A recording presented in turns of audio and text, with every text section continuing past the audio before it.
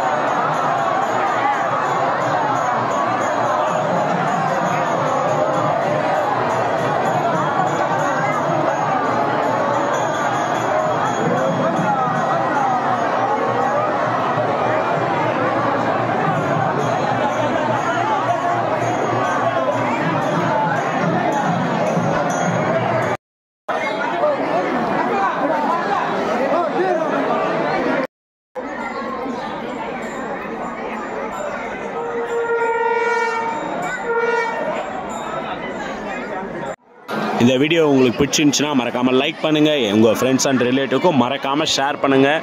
நேரில் வந்து தரிசனம் பண்ண முடியாதவங்களுக்காக வந்து இந்த காணொளி வந்து பயன்பெறட்டங்க. நன்றி. ஓம் நமோ நாராயணா.